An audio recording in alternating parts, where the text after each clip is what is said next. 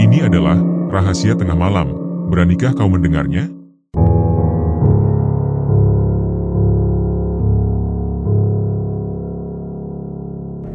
Wina merasa bersyukur karena ia dan Fajar kini telah resmi menjadi pasangan suami istri. Pernikahan mereka baru saja berlangsung dengan resepsi yang digelar 3 hari lalu. Meski demikian, keduanya belum memiliki rumah sendiri, sehingga untuk sementara mereka memutuskan tinggal di rumah Sumi, ibu Fajar. Sejak usia 5 tahun, Fajar telah kehilangan ayahnya, dan ibunya memilih tidak menikah lagi, melainkan mengabdikan hidup untuk merawat satu-satunya anaknya itu. Kini, setelah Fajar menikah, keluarga kecil mereka pun bertambah dengan kehadiran Wina. Sore itu, Wina sibuk di dapur menyiapkan hidangan kesukaan suaminya sekaligus makanan yang juga disenangi ibu mertuanya. Setelah masakan selesai, ia mencicipinya dengan puas karena yakin rasa yang dihasilkan akan disukai. Tidak lama kemudian, makanan siap disajikan. Usai memasak, Wina memilih duduk di teras rumah untuk menunggu suaminya pulang kerja, sementara ibu mertuanya sedang mengikuti arisan di rumah tetangga. Agar tidak merasa bosan, ia membuka ponsel dan larut menonton beberapa video acak hingga tidak menyadari bahwa suaminya sudah tiba di rumah. Kebersamaan mereka berlanjut dengan masuk ke dalam rumah yang tampak sepi karena kepergian ibu mertua.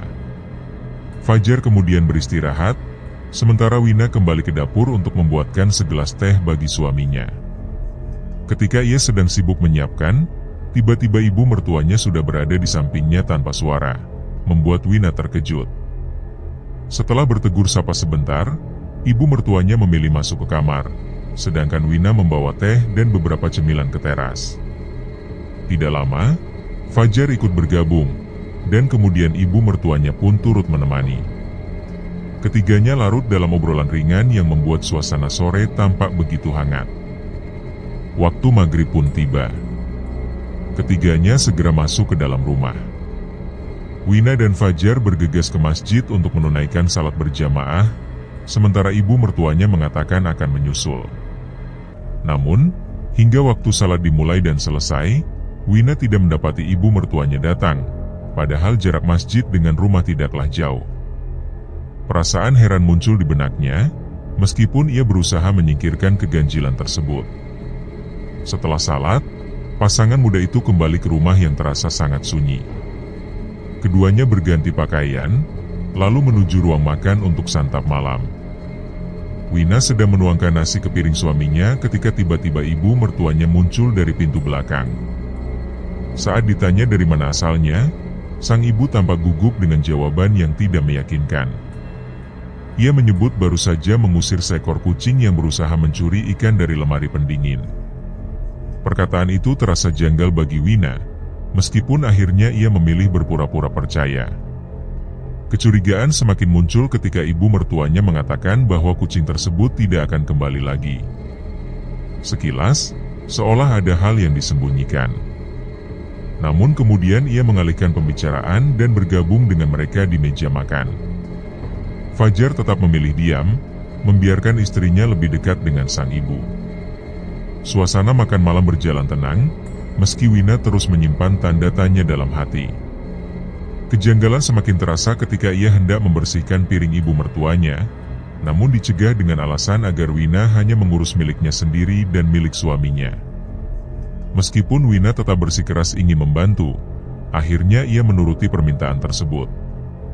Seusai mencuci piring, ia kembali ke ruang tengah untuk menemani suaminya menonton televisi sambil menikmati cemilan.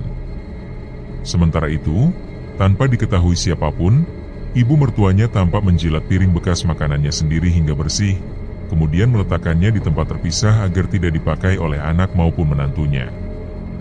Malam semakin larut. Pukul 9, Wina dan Fajar memutuskan masuk kamar untuk beristirahat. Namun sebelum memejamkan mata, Wina kembali teringat sikap aneh ibu mertuanya yang melarang dirinya membersihkan piring tersebut. Ia mencoba menanyakan hal itu kepada suaminya, tetapi Fajar hanya menanggapinya dengan tenang. Baginya, tidak ada yang perlu dipermasalahkan, karena mungkin ibunya hanya tidak ingin menantunya terlalu lelah mengurus rumah sejak pagi. Fajar pun menenangkan istrinya agar tidak memikirkannya berlebihan.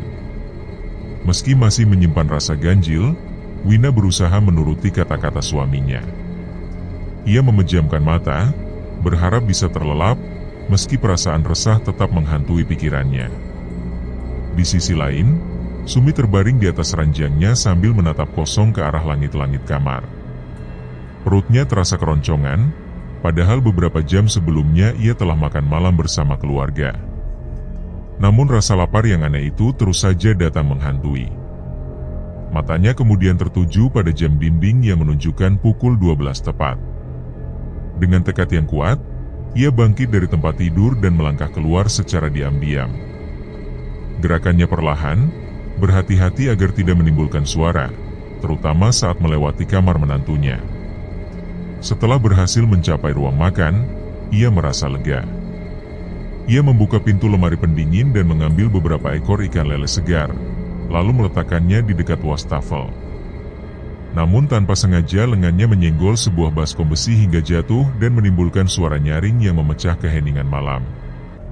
Dengan kesal, ia menggerutu dalam hati, kemudian segera mengangkat baskom itu dan menaruhnya kembali.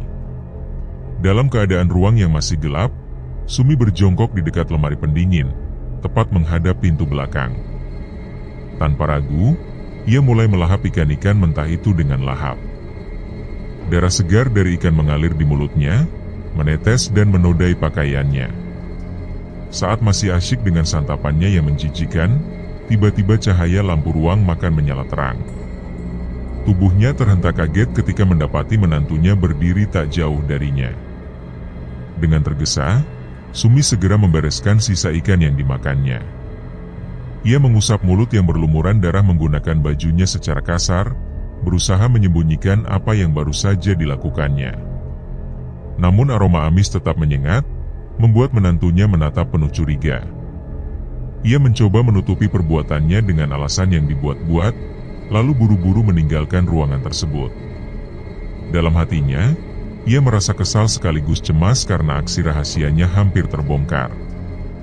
Sementara itu, menantunya hanya bisa termenung dengan pikiran yang penuh tanda tanya. Rasa pusing bercampur bingung terus mengganggu kepalanya.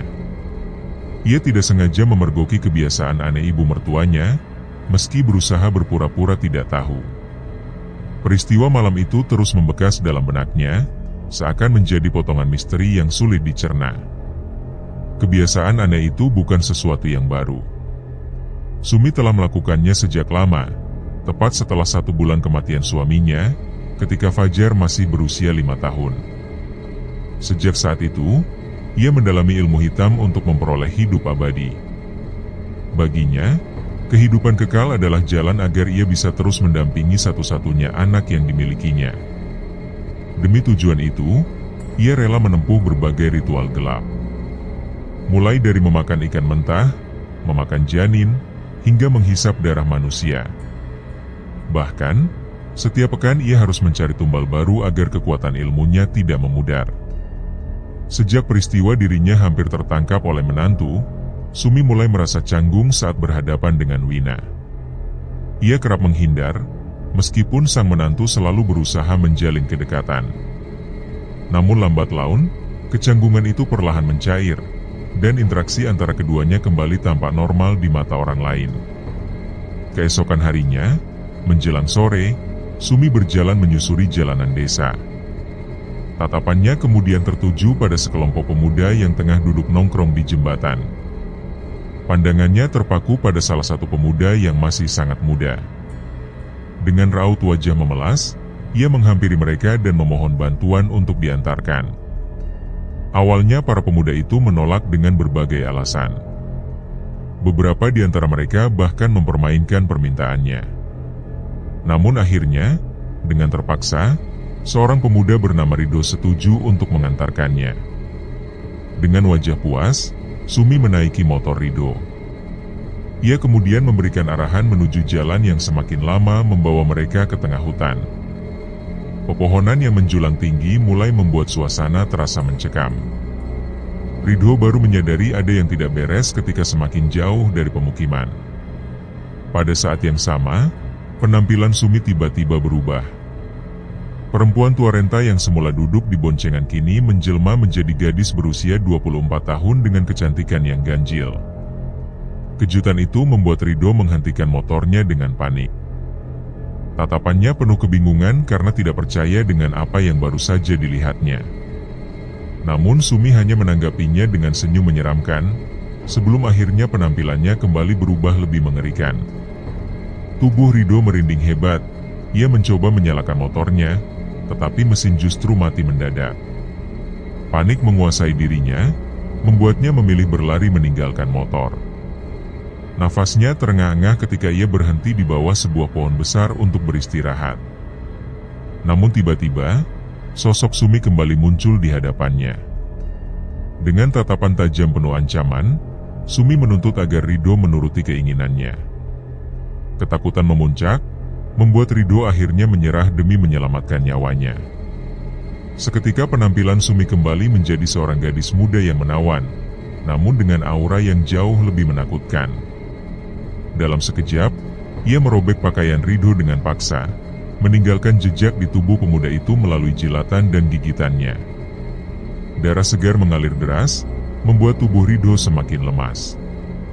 Ia berusaha melawan, tetapi tak berdaya. Sumi semakin buas, hingga akhirnya ia menggigit dan menghabisi bagian tubuh Rido dengan kejam, menghisap darahnya hingga pemuda itu nyaris kehilangan seluruh tenaganya.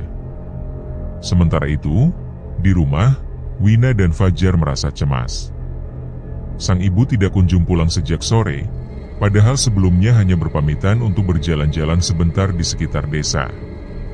Waktu sudah menunjukkan pukul 9 malam, namun keberadaannya masih tidak jelas. Kekhawatiran mulai menguasai pasangan muda itu, hingga Fajar memutuskan untuk mencari ibunya keluar rumah, meninggalkan istrinya dengan pesan agar berhati-hati. Setelah berpamitan pada istrinya, Fajar segera melangkah keluar rumah untuk mencari keberadaan ibunya. Perjalanannya terhenti sejenak di pos ronda, tempat ia menanyakan apakah ada yang melihat sang ibu. Namun, bukan jawaban yang menenangkan yang ia dapatkan, melainkan kabar mengejutkan tentang hilangnya salah seorang tetangga. Para lelaki yang sedang duduk di pos ronda mengaku tidak melihat keberadaan ibunya, meski mereka sempat bertanya sejak kapan wanita itu menghilang. Fajar menjelaskan bahwa sejak sore ibunya belum juga pulang, membuat rasa cemas semakin membayang. Belum sempat kegelisahan itu mereda, seorang perempuan mendekat dengan raut wajah panik. Ia menanyakan apakah ada yang melihat anaknya yang belum pulang sejak sore. Ternyata bukan hanya ibunya Fajar yang hilang, anak perempuan itu juga belum kembali, dan kabar serupa terdengar mengenai Mbak Sumi. Kehilangan beruntun ini membuat suasana semakin mencekam. Pak RT yang baru datang mengusulkan agar pencarian dilakukan bersama-sama. Semua warga yang ada di pos ronda mengangguk setuju, lalu bergerak dalam barisan menyusuri jalan, sambil memanggil nama-nama orang yang hilang. 1 jam berlalu tanpa hasil, hingga langkah mereka sampai di sebuah jembatan. Di sana, salah seorang warga melihat ada sebuah motor terparkir di bawah pohon besar tak jauh dari jembatan. Senter-senter diarahkan, dan jelaslah bahwa motor itu milik Rido. Ibunya yang ikut mencari langsung mengenali kendaraan tersebut, membuat semua orang bergegas menuju ke arah itu. Namun, keberadaan Rido sendiri tidak ditemukan di sekitar motor. Sang ibu pun jatuh terduduk lemas, memeluk lututnya sambil menangis. Fajar, yang iba melihat keadaan itu, berusaha menenangkannya dengan keyakinan bahwa Rido pasti segera ditemukan. Ketika situasi sedang genting, Fajar merasakan ada sesuatu yang menetes di bahunya. Cairan merah segar itu membuatnya menengadah, dan rasa terkejut luar biasa menyergapnya. Di atas pohon, tubuh Rido tergantung tanpa sehelai benang pun menutupi tubuhnya. Kengerian semakin menjadi ketika terlihat jelas bahwa Rido telah kehilangan kelamin serta organ dalamnya.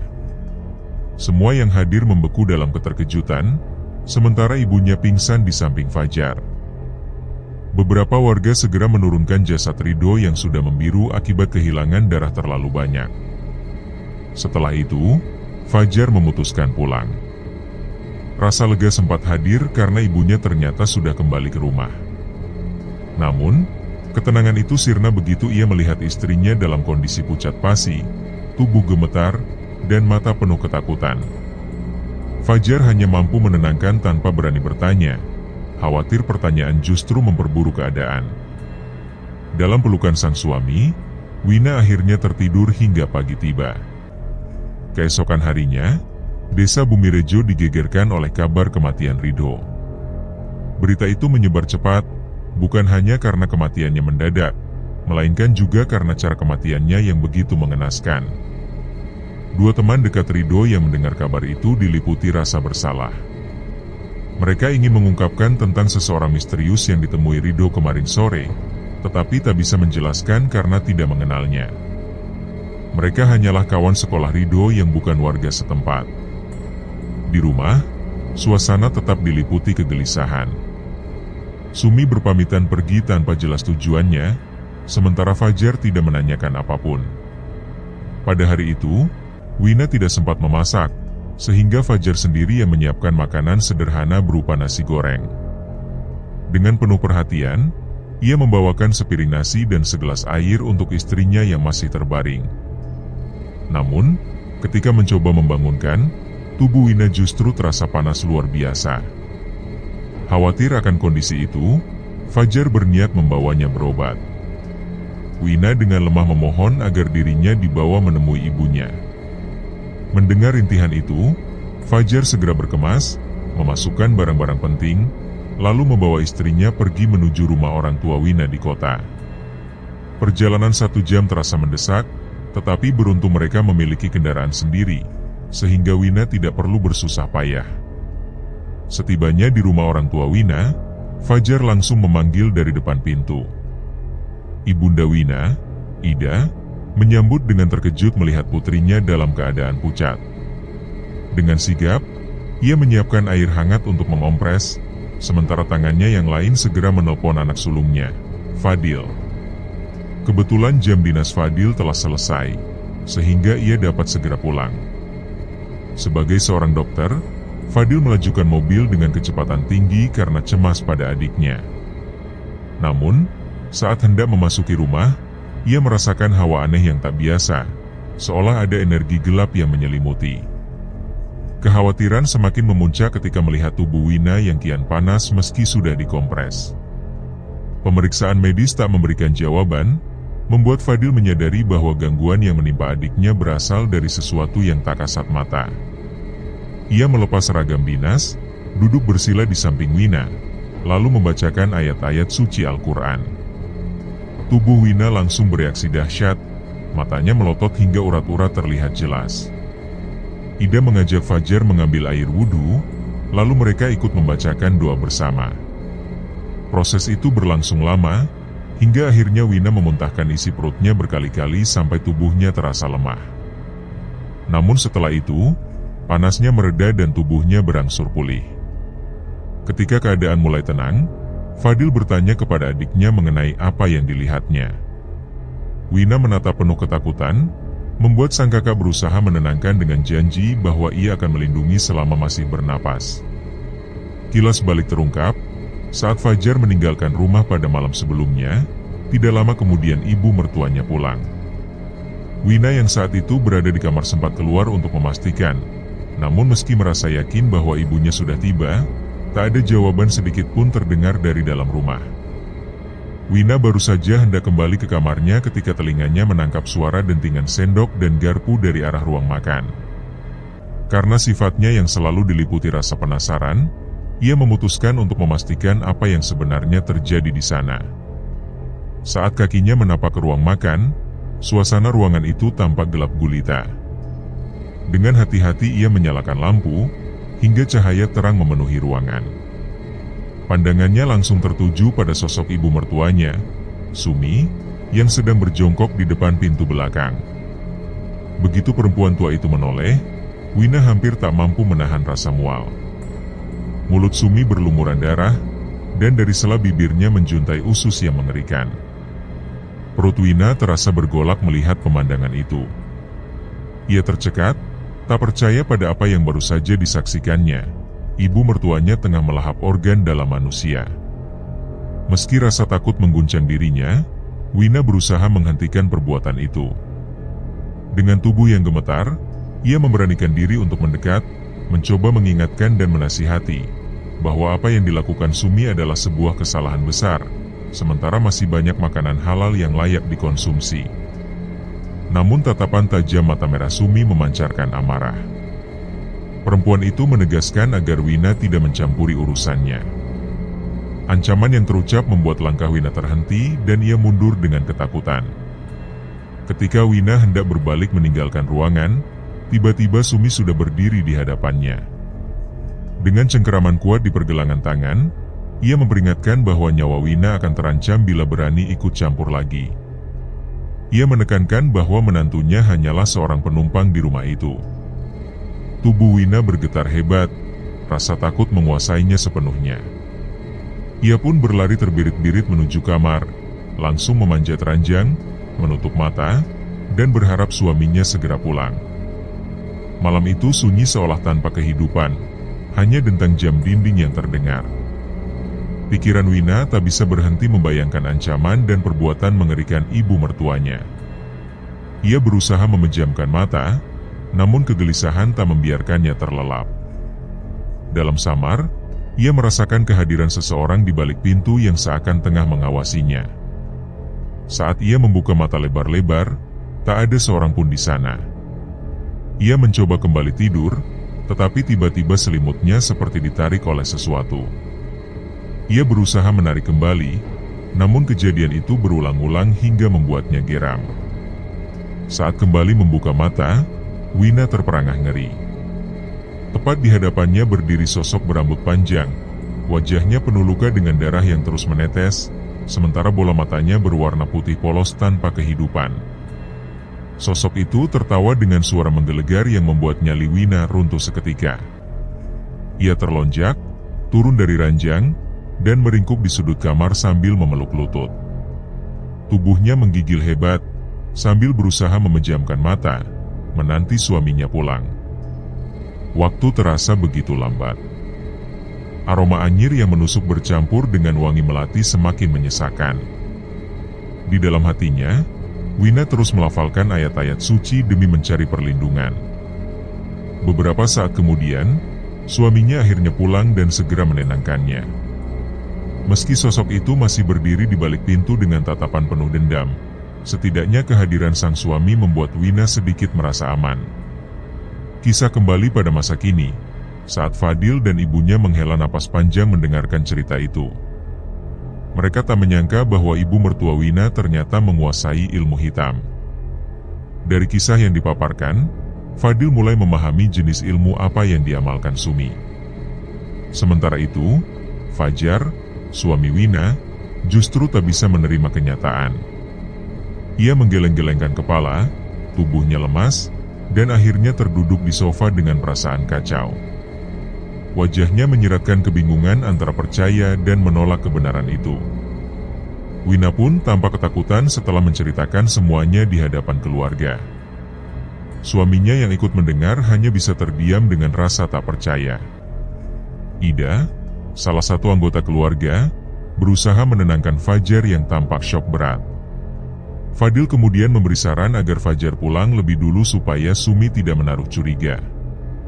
Wina sementara waktu bisa tetap tinggal di rumah mereka sampai kondisinya pulih. Bila Sumi bertanya, Fajar hanya perlu mengatakan bahwa istrinya sedang menginap di rumah orang tuanya. Dengan berat hati, Fajar menyerahkan istrinya pada perlindungan kakaknya, Fadil. Ia meminta maaf karena ulah ibunya telah membuat istrinya mengalami trauma. Meski masih diliputi rasa bersalah, ia akhirnya berpamitan. Ia sempat memeluk Wina erat, menatapnya dengan penuh sayang, sebelum beranjak pergi. Perjalanan pulangnya dipenuhi rasa hampa, sedih, kecewa, sekaligus harapan agar ibunya suatu hari bisa meninggalkan ilmu hitam dan kembali hidup normal. Sesampainya di rumah pada pukul 7 malam, Fajar mendapati ibunya sedang makan sendirian di ruang makan. Ia mencoba menutupi kegelisahannya dan memberi alasan bahwa Wina sedang ingin menginap beberapa hari di rumah orang tuanya. Sumi hanya menanggapinya dengan tenang, bahkan mengajaknya makan malam bersama. Hidangan yang disajikan terasa lezat, namun Fajar tak mampu menikmatinya karena pikirannya masih terpaut pada Wina. Usai makan, ia kembali ke kamar, berbaring lemas, dan menatap layar ponsel dengan foto dirinya bersama Wina. Ia mencoba menghubungi istrinya, namun pesannya hanya berstatus terkirim tanpa pernah terbaca. Air matanya menetes, meresapi rasa rindu dan resah. Di tengah kesedihannya, telinganya mendengar langkah kaki yang menjauh. Tak lama kemudian, pintu rumah terbuka. Dengan cepat ia menyeka air matanya, mengenakan jaket, lalu mengikuti langkah itu. Betapa terkejutnya ia mendapati ibunya berjalan keluar rumah larut malam. Ia mengikutinya dari jauh, penasaran kemana tujuan sang ibu. Ternyata langkah itu membawanya menembus hutan hingga sampai ke desa sebelah. Sumi tak menyadari bahwa anaknya menguntitnya dari belakang. Saat menemukan segerombolan pria yang tengah meronda, Sumi segera memperlihatkan kekuatan ilmu hitamnya. Dengan takjub sekaligus ngeri, Fajar melihat bagaimana ibunya bisa mengubah wujud sesuai keinginan.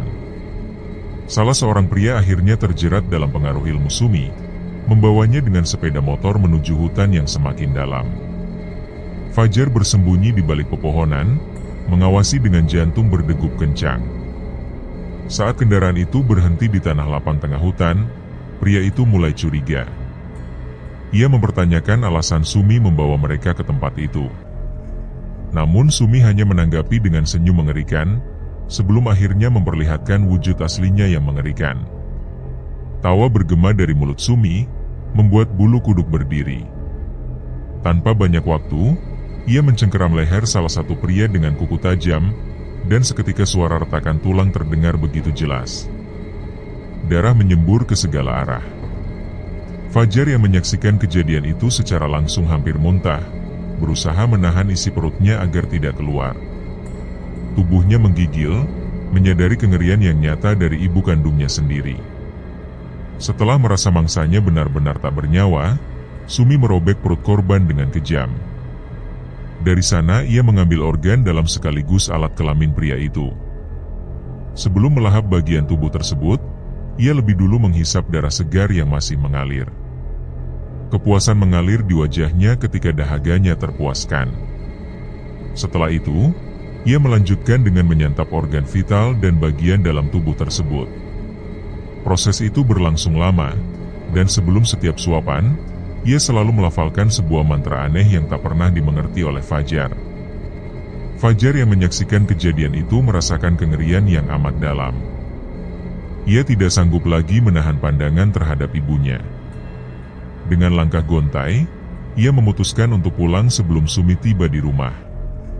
Perjalanan panjang selama 1 jam penuh akhirnya mengantarkannya ke rumah. Sesampainya di sana, keterkejutan kembali menyergapnya. Sumi telah menunggu dengan sorot mata tajam, seolah mengetahui apa yang baru saja terjadi. Fajar terdiam, tidak menjawab, hanya berusaha menuju kamarnya. Namun langkahnya terhenti ketika tangan ibunya mencengkeram kuat lengannya. Pandangan mata ibunya yang penuh rahasia membuatnya tak kuasa menahan perasaan. Dengan suara bergetar, ia akhirnya mempertanyakan alasan dibalik semua perbuatan ibunya. Sumi menatap anaknya dengan tatapan penuh tekanan, lalu mengajak Fajar duduk bersamanya di ruang tengah. Dengan helaan napas panjang, ia mulai menjelaskan bahwa semua tindakannya dilakukan demi Fajar. Ia ingin selalu berada di sisi anak sematawayangnya itu, ingin menyaksikan pertumbuhannya, dan untuk itu ia memilih jalan ilmu hitam agar bisa hidup kekal. Sumi mengaku, seandainya ia tidak menempuh jalan tersebut, mungkin dirinya sudah tiada sejak Fajar masih berusia 7 tahun. Sang ibu kemudian menyingkap kisah kelam masa lalunya. Saat pulang berjualan keliling, ia pernah dihadang segerombol preman yang merampas hartanya dan merendahkan kehormatannya. Sumi mencoba melawan, tetapi jumlah dan kekuatan mereka membuatnya kewalahan hingga terseret ke tepi sungai. Namun berkat ilmu hitam yang telah ia kuasai, justru para preman itu yang berakhir meregang nyawa di tangannya. Mendengar semua itu, Fajar merasa hatinya hancur. Ia memohon agar ibunya berhenti menggunakan ilmu hitam itu, bahkan mengancam akan merebutnya secara paksa bila perlu.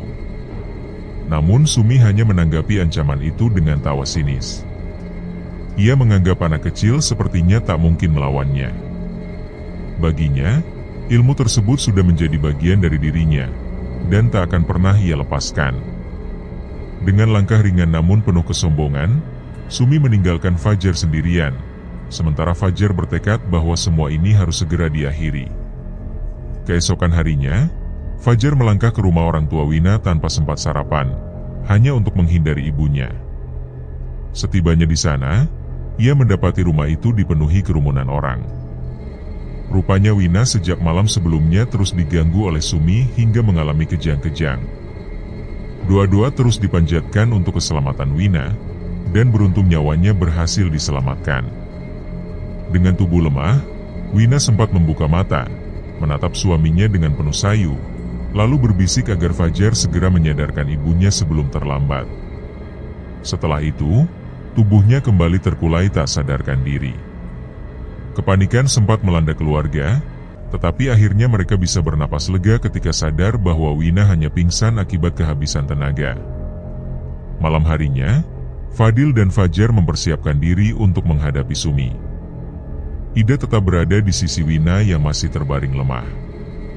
Di ruang yang tenang, mereka duduk bersila dengan sebaskom air di depan, sementara Fadil memimpin bacaan ayat-ayat suci dan Fajar mengikutinya dengan penuh hikmat.